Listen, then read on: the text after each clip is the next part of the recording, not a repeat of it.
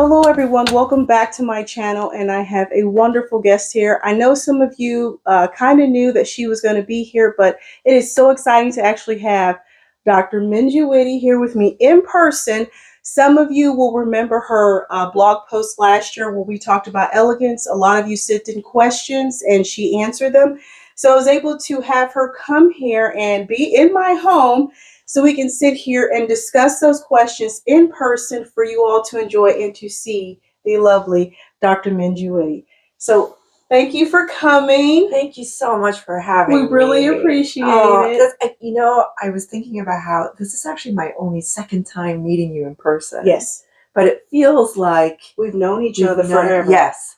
It really does. So some of you know I went on the hunt last year for an etiquette coach for an organization that I was a part of, and she wants me to call her Minju. I want to keep saying Dr. Witte, but we have stayed in touch all this time and have remained friends, and I think it's becoming a great, glowing, and what I would call embracing an elegant friendship that I am learning to enjoy. So I'm so happy that she's here.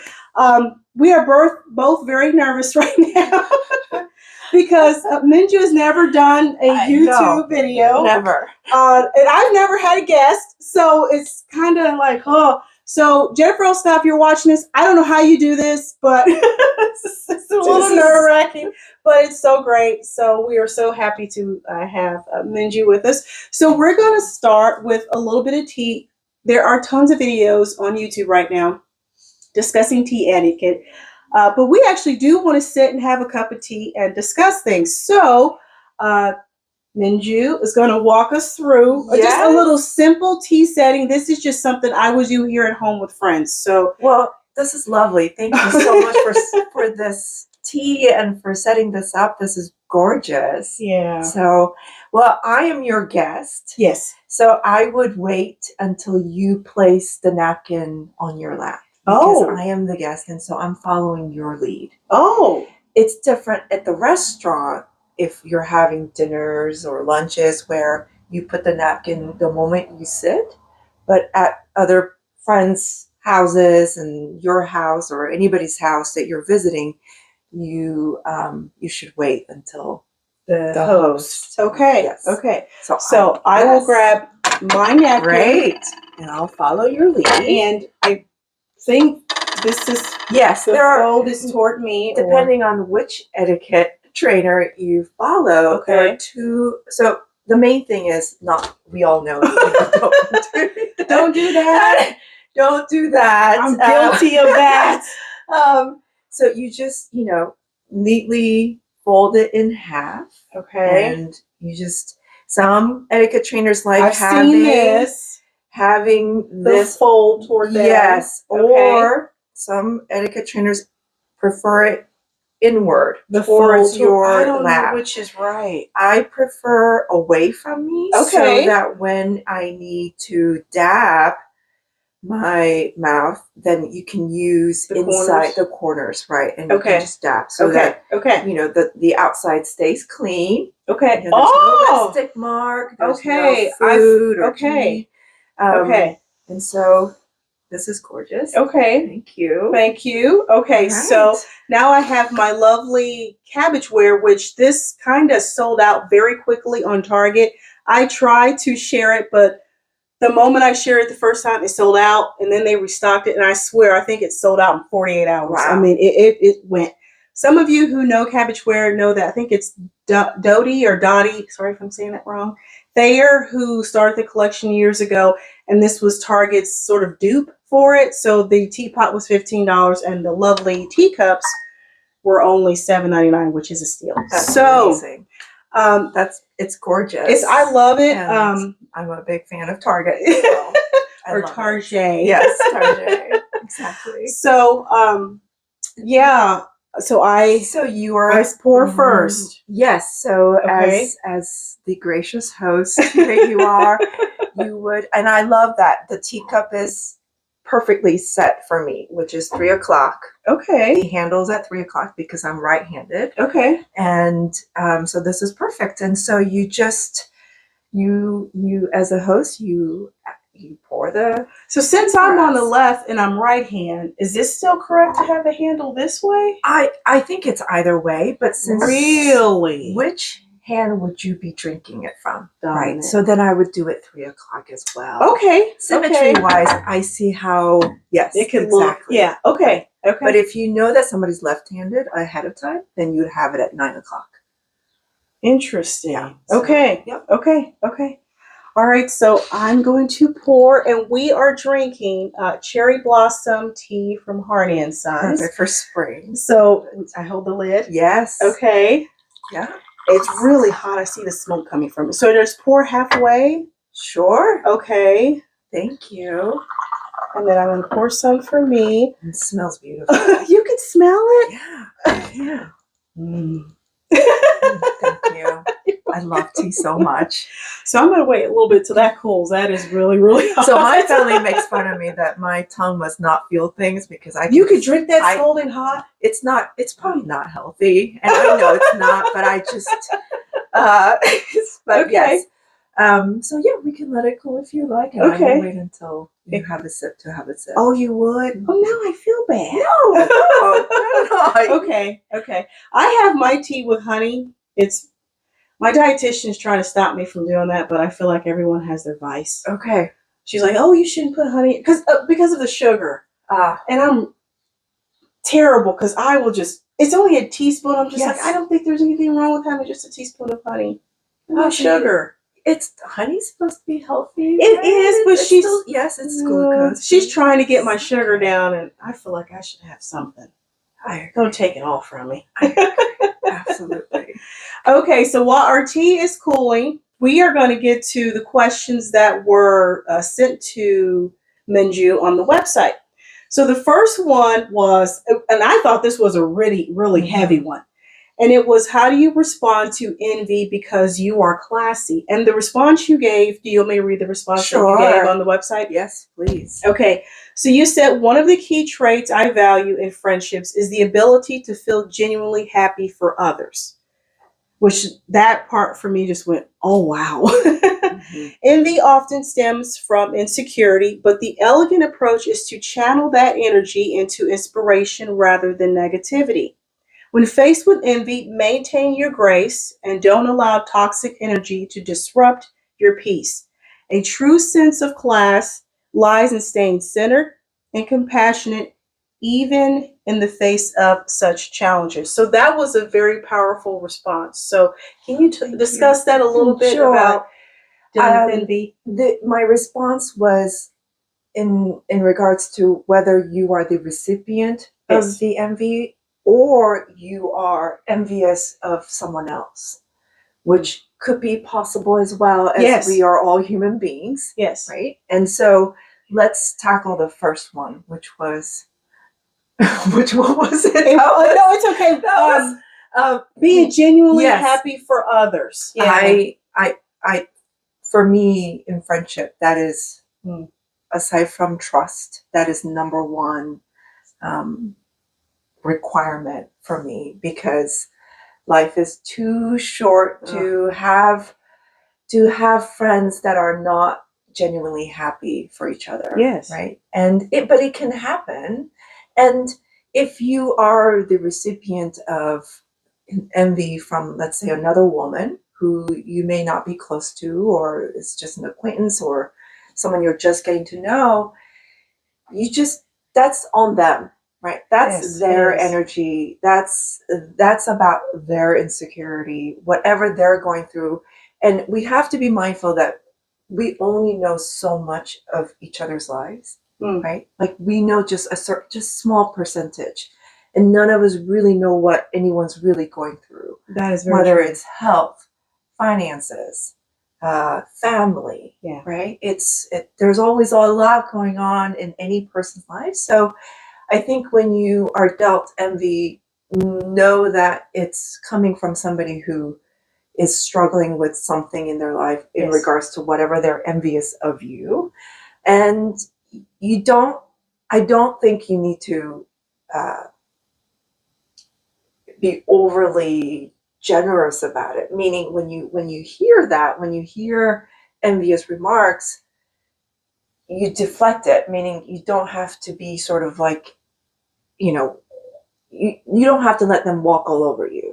Do you see what I mean? I'm talking about boundaries. Yes. So, you know, protecting and hear your that, peace. people, boundaries, which is, okay. Right. Even in the etiquette world. Absolutely. In fact, I think the main reason why I became an etiquette trainer is not to be, is to understand how do you be kind and gracious and yet have boundaries and be able to have, you know, have both kindness and clarity at the same time, which I think as we women, well, based on my conversations with women, that's something that we are not, in general, we're not very good at. Not at all. Some we are either really aggressive about it because we're trying to overcome our fear of conflict, or we just sort of become, you know, people pleaser. Oh, right. Or passive aggressive. Yes.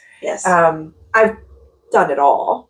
I mean, I've done it all through, you know, and since I'm in my 40s. But I think the main thing to take away is don't take that energy into you. Like, don't take it. It's hard to not take it personally, but also know, protect your peace. Yeah. Now, you know, I have a friend who has a great saying, which is when she meets people, it's sort of like, show me who you are, right? Yes. Show me who you are. And you're coming into getting to know someone with curiosity. Yes. Right? Not judgment, but just curiosity. And which means that anything that, you know, they're open to saying anything. And that's how you observe, is this someone that is safe for me? Okay. Or is this someone that I'm not meant to be, you know, close friends with? And that's how you discern friendships, I think, as women. Yes. Okay. I think the other quote that's always worked for me here lately is the Maya Angelou one. Which one is that? When people show you who they are the first time, believe them. And I think a lot of times people do show you who they are. And for me, it's hard because you want to give people the benefit of the doubt when they make a mistake. Yes. You do. Yes. And I do. But I'm finding now that since I'm a little bit older, I'm having a hard time. Less patience. I do, because I'm just like, if you're going to be that way, then okay. Right. I will leave you alone. And it's funny, especially in my work environment. We're all women, and women are going to be catty. And it's funny how sometimes they spit venom, and then 2 days later they try to be your friend. And I find myself struggling with that. That's a lot of roller coaster. It is, and it's like, no. Right. It feels false. It does. It does. So, but as you said, not taking that energy in as your own, is the key. Right. So, and the other part is if you are jealous of somebody else, or yes, you know, which it can happen. Which of course it can happen. We're humans. Yes. Right. My tactic is try to transfer that feeling into inspiration. Draw inspiration from this person's successes. Okay. I am so, think about what it is that you're envious about, and think, well, why am I envious of it? Yes. Journal or meditate and think about what is That's it about good. this? That's good. And why do I feel shaky and insecure when I'm faced with this? And then it's coming to terms with, well, it's because I'm going through this, or I don't have this, and then then you come back to a sense of gratitude for what you do have. Yes. And then trust that your journey is only your journey, and their journey is their journey. Yes. And to compare our lives to other people's lives is a guarantee for unhappiness. Yes, it is. It is a path to destruction, in my opinion. There's no end to it. And so I think it's important for us to think, well, the moment you feel that, translate that into what is it about this that I can take away from, that I find inspiring, right? That's really good. It is. No, so if there is someone that you're envious of, which I can attest for that. There's been women that I've been like, oh my gosh, very envious. But looking at their, because I did one time look at this one person who I was envious of some of the what was it? It was some of the traveling that she was doing, and I thought, gosh, I can't seem to get, and that's something I want to do in my life. And then I thought, okay, wait a minute, let's pull back here for a second. I can't get upset with her. Right. I don't know what she did to get there. Right. That's not my journey. Right. As of right now, I can't go to Paris. Right. I can't go to Italy. I can't go to Singapore. I can't do those things. But maybe in time down the road when my life begins to shift, that those doors were open. But I think it takes a little bit of time to get there. Yes, it does. It takes a lot. It takes a lot of time to get there, and it didn't happen overnight. No. If you do, let me know what the secret is, because it has never happened to me overnight. No, it didn't happen overnight. But I think as because what happened to me was I got frustrated with myself for feeling that way about her, and she did nothing wrong. Right. You were angry then with yourself. Yes, I was angry with myself for being stupid, just being honest. But and I just didn't want that. I was like, I don't want that, because it just brought about some bitterness. And then you find yourself acting funny around that person, and they don't know why you're acting funny, and then that causes more problems. And so, right. For you, I mean, when you came to sit with that, did you think, well, it's because, I'm securing my future. Yes. Right. I'm being responsible. I'm adulting. Yes. Right? I mean, I can't just fly off to Paris whenever I want. Most people can't. And it takes time and planning and all the things that you mentioned. So yes, it takes time. It does. I am going to take a sip of my tea. I am going to too. So when you're doing honey. Yes. So do you just grab? You are so elegant. You do not need to ask me for. No, because this is what I do. I just drop it right in there. I don't think there is any other way. There's no other. Okay, because I heard the back and forth. Don't do the swirl. Right. The swirl actually doesn't mix. The honey or the sugar. The back and forth does? The back and forth, just 12 o'clock, 6 o'clock, and then you don't 12 o'clock. 12 o'clock, 6 o'clock. Yep. And you just do it gently, and you don't tap through your precious teacup. And then okay. I'm guilty of the swirl, because I'm just gonna put my spoon in, because you're gonna have yours play. Yes, I'm guilty of the swirl. Yeah. Oops. No. Okay. Should we tell them? Let's discuss the saucer. Right. So Mrs. Shockley has a low table for us. Yes. And so when it's low level, you take both the saucer and the teacup to yourself. To your lap. If it were a table where it was at a higher table, then it would have been just the teacup. Just a teacup. That's gonna take me a minute. So now we will grab the teacup and the saucer. And anytime somebody offers you tea, you offer both the teacup and the saucer. Okay. They're a married couple. Okay. So it's always together. Okay. And then we enjoy. Thank you.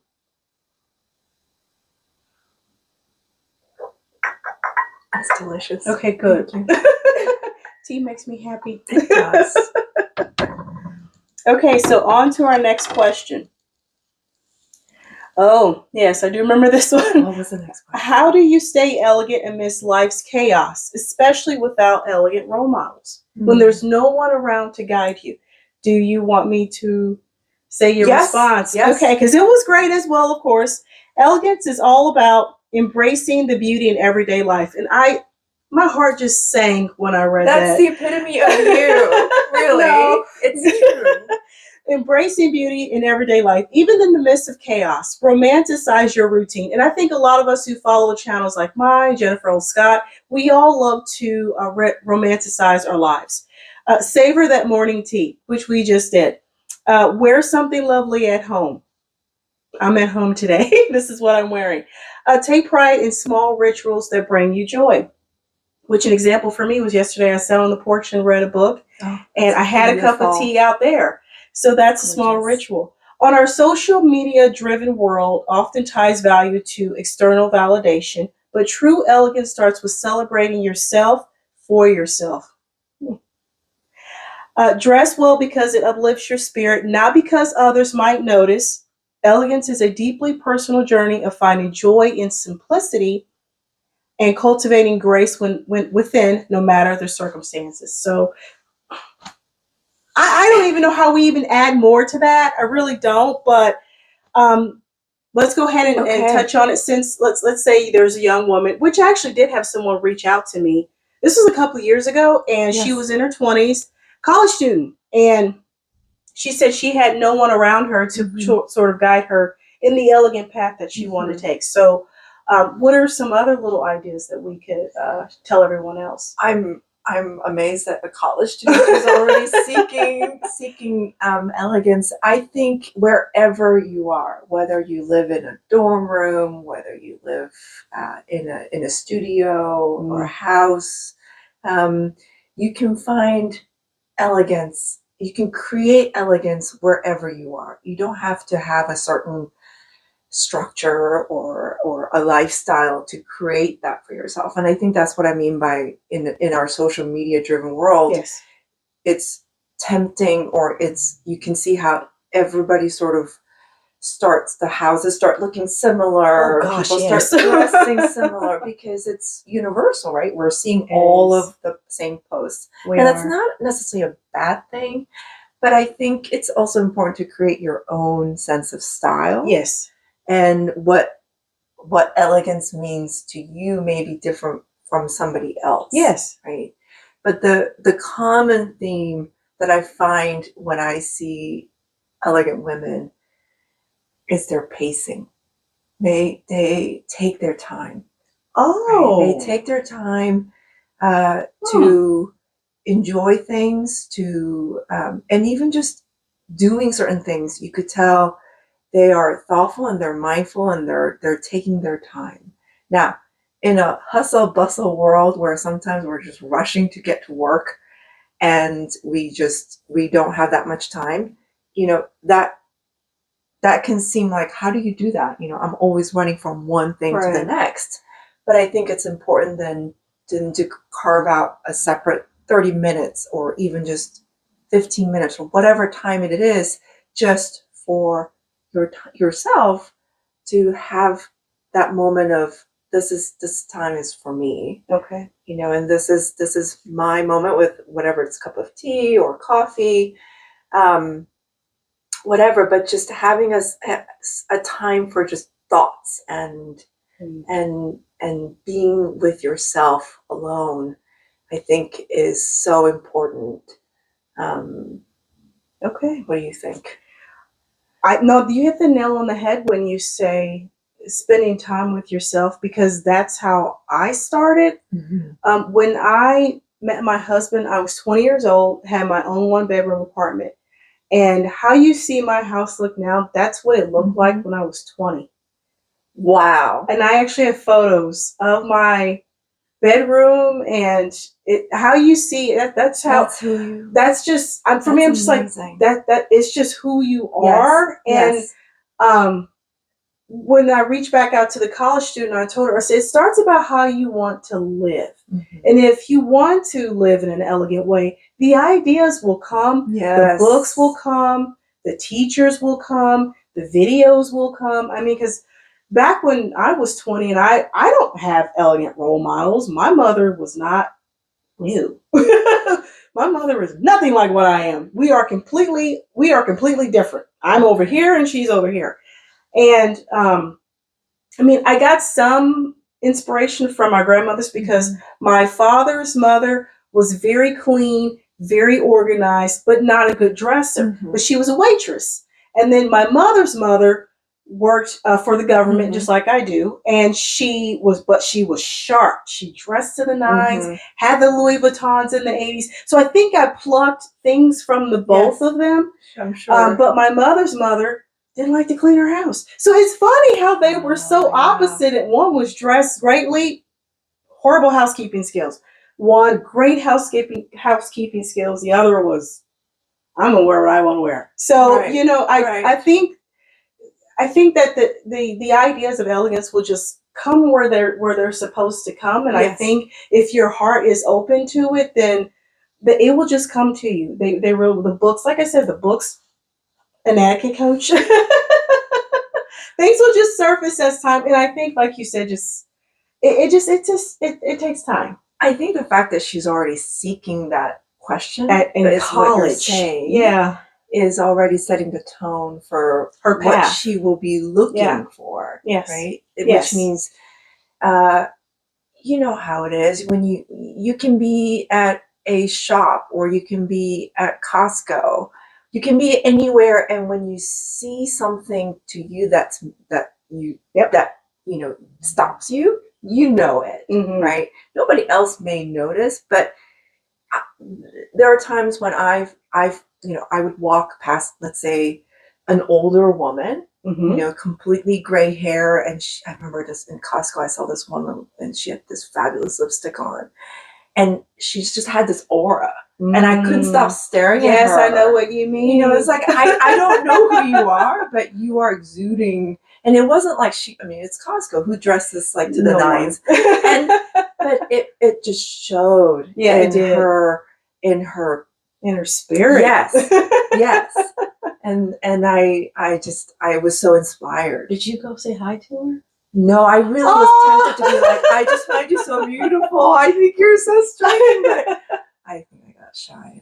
Okay. Because sometimes when I see a striking woman down the street, I can't help it, because I want to encourage that, because we don't get to see it a lot. That's great. I see a woman, I go, hey, you look great. And sometimes I kind of startle them, because I'm a bit animated. And they'll go, oh, thank you. And then if I see they're open, then I want to engage if I can. And you made their day. Yes. That's something you don't forget when somebody compliments you. Absolutely. Yeah. So if you're watching this video, I hope you're still following the blog, but just the elegance will come. Don't worry about it. It really will. Just give it some time. All right. So on to the next one. All right. I'm kind of guilty of this one right now. Okay. How do you resist the urge to be overly blunt when expressing your opinions? Oh, dear. Oh, this is a hard one. But I'll go ahead. Really? I'm having a hard time thinking that. Really? Oh, man. Well, I kind of now want to see that in action. Oh, my gosh. So everyone wants to see me kind of get out of character. It doesn't happen often. It's happened a few times recently. And I'm going to be honest. I don't know if it's the perimenopause. I have no idea, because it's not me. But I'm trying to give, I want to give an example, but then again, I don't, because it involves someone at work. But someone said something to me, and I just gave them this look and just, no, go away, and I was very dismissive. And I could tell it kind of hurt their feelings, because they're not used to me being that way. But I just got tired of their sarcastic comments. Knock it off. You hit your limit. I hit my limit. It must have come from, you've been saving that. Yes, it's been a build-up. And this person is, I don't know if they think they're being charming, but you're not charming. Stop. So I fired something back, and she has slowed down quite a bit. She now knows. You just, what you experience, I experienced that too. Oh. So there are times when I can be so blunt that it can cut.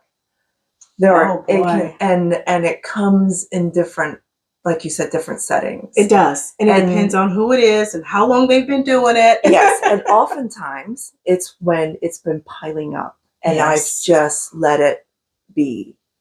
And when I hit that limit, it comes out very bluntly. And then I feel bad afterwards. Like, oh, that wasn't, and then you don't feel good. Right? Yeah, that's true. Which is where etiquette comes in. This is actually my favorite part about teaching etiquette is when that person was making a sarcastic comment. Let's use this person, for example. Okay. The first time or the second time around, instead of us doing our usual, right? Like, fake laugh, like, oh, I really resented that comment, but I'm just going to, give a laughter patting. You would take time to pause and let that that sarcastic comment, if it offended you and if it hurt your feelings, that you don't then try to deflect or be passive and be like, oh, I'll just laugh it away and yet I have these resentment like feelings about this person. So instead of that, you could say, I don't know what the comment this person made, but what I would teach is let that comment that person made, let that just sit silently for like 5 seconds. It will feel eternal, right? You just look at them and then you don't say anything. You don't laugh. You don't giggle a little way. You just let that comment just be wafting through the air and right? That would pierce that person. Because I'm replaying the situation in my head, and I'm looking at this person with silence, and I can already see what their reaction is going to be. What would it be? I'm sorry. Okay, that's what I think it would be. Or what? What's wrong? You know what I mean? Yes. So I think that's really good. So after silence, you could say, can you repeat that again? Oh, gosh. Or did you mean to? Yeah. Or was this comment directed towards you? Was it? Okay. Yeah. Then you could say, and I know you're like squirming because like that seems so confronting. But it needs to be hit. Right. It needs to be hit. But you could do it in So not aggressive. Did you mean to hurt my feelings? Right. What we're practicing is that you are in control. Yes. Okay. And that you don't react and make up for that discomfort by laughing it away. That's a good way, because we are making up for their disrespect. Right. And it's disservice to you, and they're going to keep doing it. Yes, they are. Right? So perhaps you could say, did you mean for that to sound like, did you mean for that to sound hurtful? Did you mean? And they'll say, oh, no, I'm so sorry. Okay, they will apologize. But now they know. Yes, they are aware. And you do want them to stop. Yes, you do. Right. And I think it creates that small little border. Boundary. Yes. It creates that small little boundary. Well, I think the next time they may think twice. Yes. About making. Yes. My goal in the past couple of years have been just pausing and letting that land. And that's so hard. Oh, you said let that land. Oh gosh. Let's use me as a guinea pig. Okay? Oh no. So let's say you are the offender. I don't want to. But okay, we're role playing. We're trying to help. Oh gosh, what am I supposed to say? Whatever this person said to you, that was Oh man. Do I want to repeat it? Okay. Well, okay. You know what? I'm going to be bold. Let's repeat it. Okay. So, this person said, "Well, I'm going to run you out of this office." Oh! That was my first time hearing it. Okay, so we have to start over, right? Okay. Well, I'm going to run you out of this office. Can you repeat that again, please? I can't. See? You can't because... And I bet that person will be like, oh, I was just joking. And yeah. Right? That will deflect. Yeah. Can you repeat that? Okay, I'm in shock. I'm in shock that that's... but...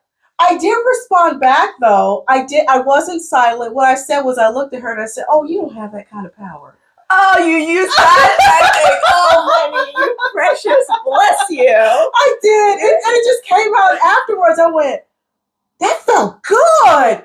Good for you. Oh, my God. I did. I said, you don't have. And I was very, I said, oh, honey. I said, oh, honey, you don't have that. I love that. You did it. I mean, well. That's actually great. Well, a part of me thought, I'm not going to lie. I did have some regrets. You did it your way. Okay. I did have some regrets. I thought, should I have said it that way? But it just slipped out. It sounds like you said it in a very charming way. I did. But I was like, oh, honey, you don't have that kind of power. You're patronizing.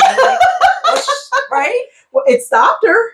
Good for you. It stopped her. Oh, I'm so happy for you. Okay, I'm glad I actually went through with that because I've been like, oh man, was that bad? No, I've had female colleagues in the past that will say things similar to that. Stop doing so much. You're making me look bad. Like I've had that comment. Oh my gosh. Repeatedly. How did you respond to that? Well, I was in my 30s and I let it go. It was, okay. I just kind of stared at her in shock, like what I did, because when somebody says something that is so out of what I think is what should come out of their mouth, then it's like, oh my gosh, right? You don't know how to respond. All that anger then stays with you. So it does. So what we're practicing and what you already did was you let that come out and you're in control. Yeah. Which is, did you really mean to say that to me? Yeah. I mean, I was curious. Like, well, afterwards, I thought, was she trying to be funny? And I thought, oh boy. No, I think we all know it. Yeah. Yeah, I think she was, but I think she kind of meant it. I think because why would you say that to someone? Exactly. I think she kind of meant it, but it was just like, you know what? I don't know why we say these things. I don't know, and I've never. It takes so much energy. I don't know. But if all of us are the recipients of it, then we need to practice, how to engage. Yeah. And the last thing I want is for my students to think, oh, I have to have good manners, so I'm going to be polite and take the abuse. Yeah, that's not a good thing. That is not having good etiquette. Yeah. Oh, did everyone hear that? That is not having good etiquette. Yeah. Okay. Thank you for saying that. It's being, part of having good etiquette is learning how to be honest, but in a benevolent way, right? So when you're being honest, meaning I'm going to speak my mind when it's needed, but I'm going to do it in a poised, controlled way where I'm in control and I'm not sort of just like, triggered. And oh gosh, that's the perfect word. I just sort of react. Yes. Yeah. Yeah. Well, that was good. Well, I'm glad. At first, I thought, no, don't say anything. No, you don't. I'm so glad you said that. Go for it. Because I loved your way of handling it. One part was like, what if she sees the video? It's like, so what? Now she knows. Now she knows. Now she knows not Stop to. it. It's fine. It's fine. So yeah. Great. Okay. How many more do we have? I think. Oh, we've got 3 more. Okay.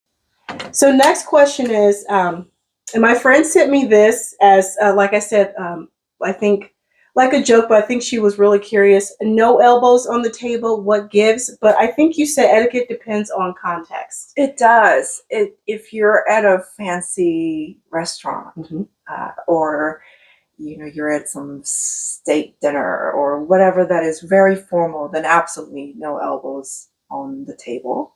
But if you're having pizza at a, with your family, or you're at a casual restaurant and in between the meals you're having a conversation and, you're really getting, engaged in the conversation, I think it's probably fine. I think it depends. It depends on the formality. Okay. Right? If it's informal, family style, absolutely not while you're eating. Absolutely not. Okay. Right? Like no elbows, scooping food into your mouth. But in between the meals, when you're just resting and the plate is taken away, then yes, why not? Okay. If it's informal. Okay. But I should say, if you are planning a trip to Paris someday with Rick, then of course, then I would say they are very strict about hands. Really? Yes. So you know how in the American culture, in dining etiquette, our hands are supposed to be not shown on the table, but underneath, right? When we're resting. Okay. And in France, you need to have your hands shown at all times on the table. So, both hands. Why? And not resting. That's yes. Wow. And so, in French culture, you have your hands are both, but not all the whole arm, elbow, but they're seeing your hands, and but in the American culture, it's considered polite for us to Oh my have our hands sort of gosh. off the table, right? We've always been taught like Hands off the hands table. off the table, Yes, we have. please. Yeah. Right? Okay, interesting. But yes, so going back to elbows, it depends. It depends. Okay. Okay. So that you guys hear that, it's not the end of the world. If you No. in a certain environment, it's not the end of the world. Oh gosh. Next question. Oh, this is interesting, which we sort of addressed already earlier. What steps should one take to avoid and handle toxic women in the office? Which we I think that this topic is so needed. I think it is, so, and it's men and women. It is. I think it is. I think it's important for us to create space to talk about it, because I always feel scared to talk about it because you don't want to offend anyone, but right. But like you said, it happens to most of us. It does in some form, in a work environment, and you can't choose your coworkers. Right? Unfortunately, that is that's the reality, is that you cannot pick and choose your coworkers, but you have to figure out a way to work with them. Yes, you do. In a way that is professional. Right. That's professional. Professional. Now, professional can mean many different things, right? Professional can mean you are holding yourself to your certain standards and integrity and all of that. And you're a good team player, and you're respectful of peace space and all the things that we teach in business etiquette. Okay. But it also means how do you consider yourself as a professional? If you would like to gain respect, it doesn't mean you're just people pleaser. It doesn't mean you get walked all over. Thank you for saying that. Right? That doesn't actually get you the respect at work. It just means, she's just or he's just gonna take it, right? Because she never says no. And you are correct. We had a woman who worked in our office a couple of years ago, and there was one other person who just said all kinds of crazy things to her. And I went to her and I said, you don't have to accept that. Yes. I said, you don't have to accept, well, I really want her to like me. I said, who cares if she didn't? Right. And she gave me this look. I said, I'm sorry. Right. I said, we are in a world where, and I said, and I've worked in this office at that time for, I think, 18, 19 years. I said, we are in a world where not everyone is going to like you. It's just not possible. You're not. It's just not possible. Yes. Not everyone's going to like you. And you have to figure, I've learned this, you have to figure out a way to navigate that. If they don't like you, okay. I still feel like we should be able to work together peacefully. We don't have to have personal conversations. Yes. I give you what you need, you give me what I need, and then we go on our way. That is it. I actually think it's wise to keep certain distance. Yes. You can be warm, you can be really good colleagues, but once you become really good friends, let's say in different ranking, that's a problem. That really can that can be negative to the leader. Yes. So I always think it's wise to have certain space. Yes. And you can have warmth. You can have pleasant conversations, and you can share something about your life you want to share at work. It doesn't have to be an open book. And then yet you also want to be competent at work. Yes. Right. Yes. And you want to be productive, and you want to be competent. And what does that mean? Right. So yes, not everyone's going to like you, and that's okay. No, it's okay. And that shouldn't be the goal. The goal should be right. So not what am I going to do to make this person like me? Yes, and some people are like that. Yes. And that's, I think you're going to get yourself in bondage. Oh, I think that's because then you somewhat become and this could be very slow. Yeah, you could. Well, I was going to say you somewhat become a little bit of a slave to that person's But yes, I know what you mean. I mean, I Yeah. think you just get yourself tied up emotionally and Yes. trying to please them, and you will never have their acceptance anyway. Right, and they may not have good intentions for not you. at all. Right, they may have. No. They might be envious of you. Yeah. If they might be envious that you're younger.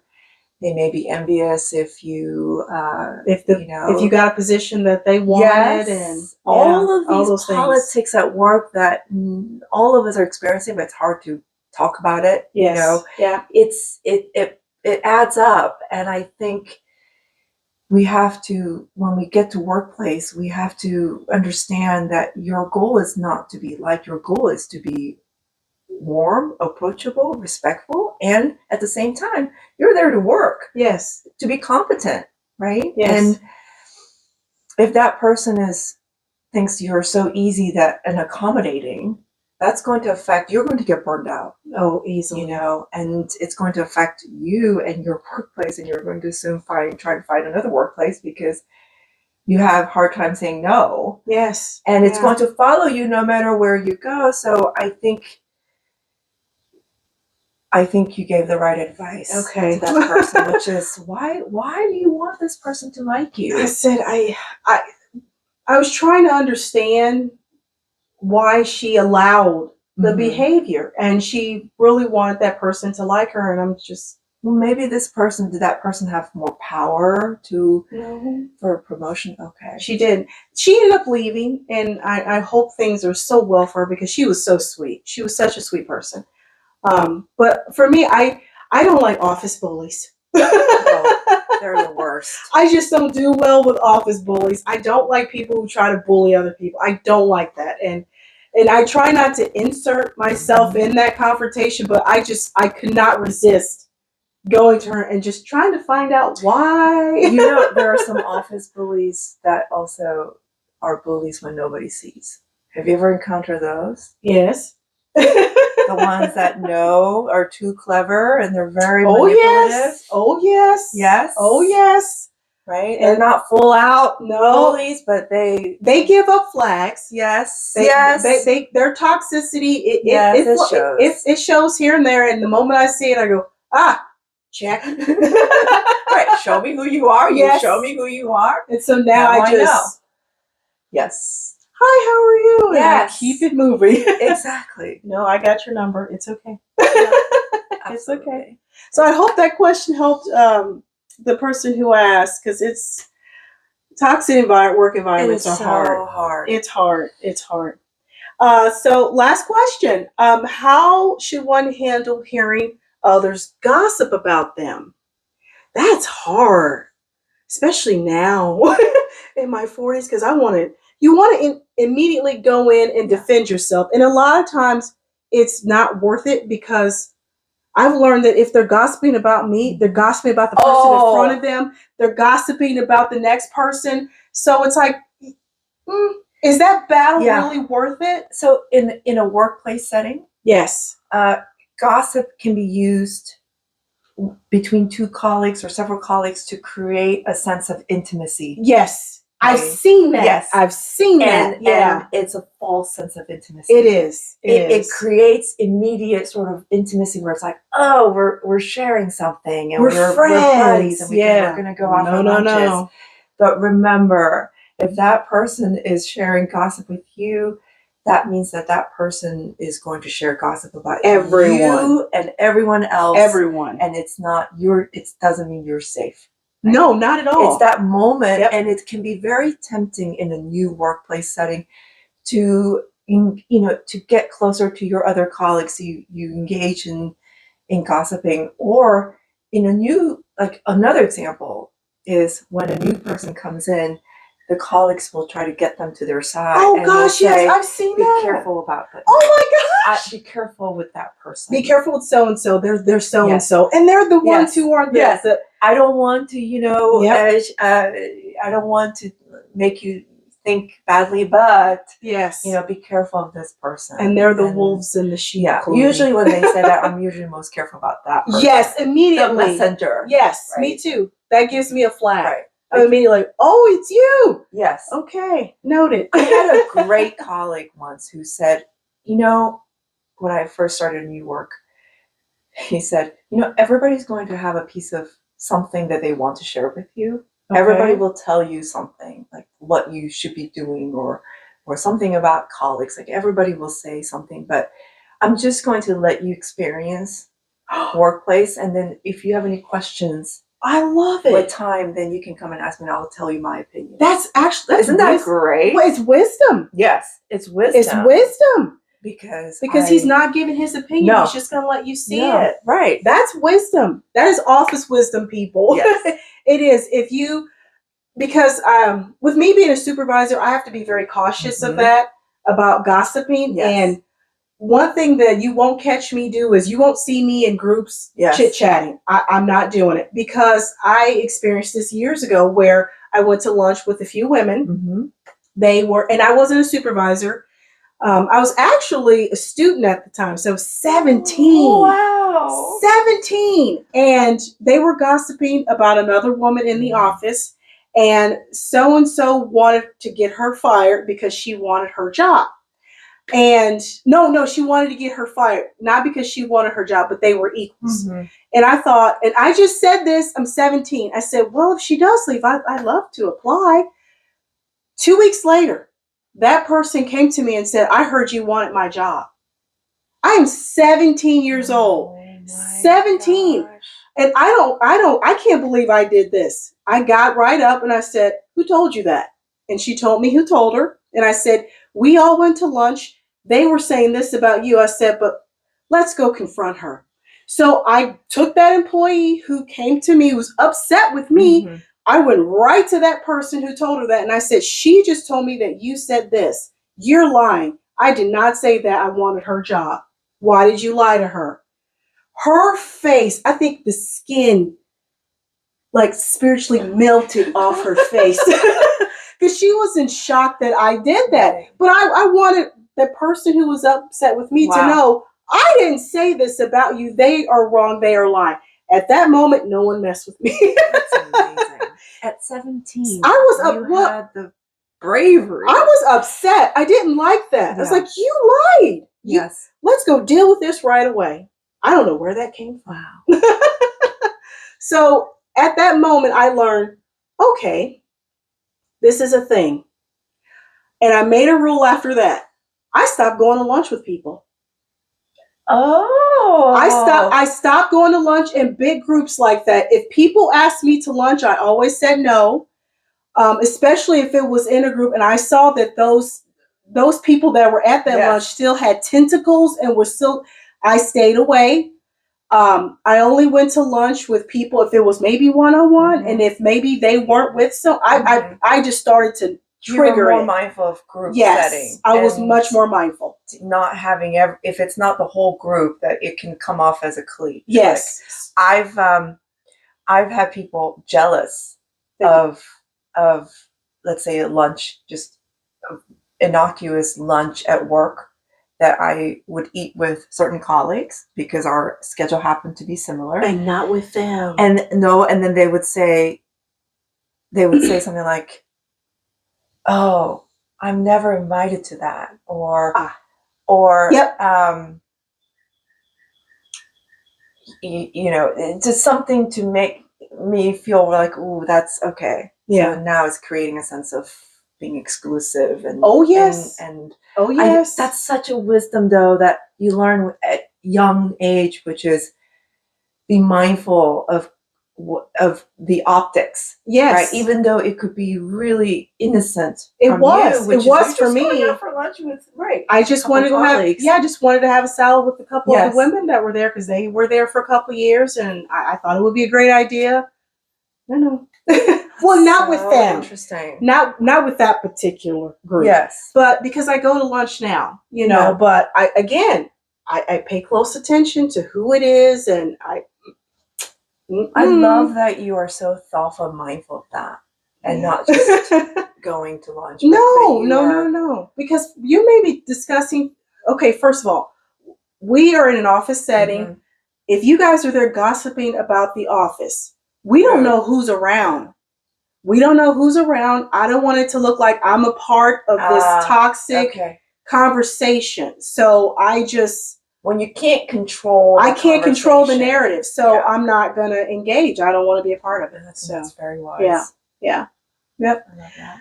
Yeah. So handling gossip when you hear others say, if you hear people gossiping about you, it's very hard not to defend yourself. But I would say just take a step back and just ask yourself, okay, if they're gossiping about you, I mean, if they're gossiping about everyone, and are they really worth it? Are they really worth going up to and defending yourself and losing sleep over? I mean, are they really worth it? I absolutely agree with you. I think in a work setting, if it's if people are gossiping about you and it came back to you, and let's say your boss is hearing that, oh gosh, that's another problem. Yeah. Then you have to deal with it. So how would you deal with that? I would go to the boss or the next person above you and say, this is something that I'm experiencing. Okay. I am not happy with it. I'm uncomfortable with it. Okay. You know, can you help me with the next steps to deal with this? Okay. And maybe that means bringing that other person into the conversation. That other person. Yeah. Right. Or bringing in the HR or bringing in somebody that, so that you understand that you are taking your presence and your reputation seriously. Yeah. And when your reputation is being harmed, then you have to take it seriously. Yes. Right? Yes, you do, especially with work. Yes. Yes. But I would be mindful to not directly go to that person because it could escalate really quickly. And it's he said, she said. Mm-hmm. And I think it's always best to have a witness. It is. It's wise to always have a witness anytime there's a conflict. Yeah. Unless you're super secure and you know what you're doing. 17, I didn't know what I was doing, but I did it. But I would say in social settings, absolutely, you cannot control somebody else's how they spend their time. If they choose their time to gossip about you or other people, then that tells me I'm going to stay far away from that person. Yes, that's not the person for me. I am not. We're not going to be close friends. Yeah. So I think, what's the point of confronting somebody who you really can't change?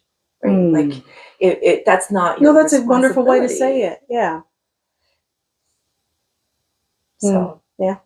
Well, I hope this was helpful to everyone. I know I had a wonderful time. I had a great time. Thank you so much for having me. Absolutely. Thank you for coming. This was a really good conversation. It really was. I was talking to Minju before, and I said, if this works out well, maybe we could do a second one. So let us know in the comments below if you would like to have Dr. Witte come back and discuss more, to discuss more topics about elegance, about life. Maybe we can dip our toe into fashion. It doesn't always have to be so heavy about, dealing with toxic people. Yes. I think we need to get into something a little lighter. Because I want to discuss this. This is good because we're all dealing with it.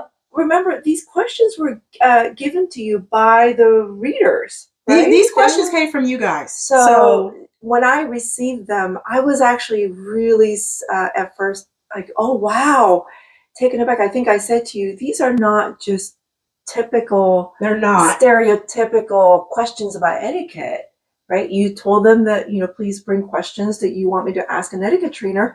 And these are the questions that is what came. And so that tells me these topics are weighing heavily on people, especially post-COVID. Yes.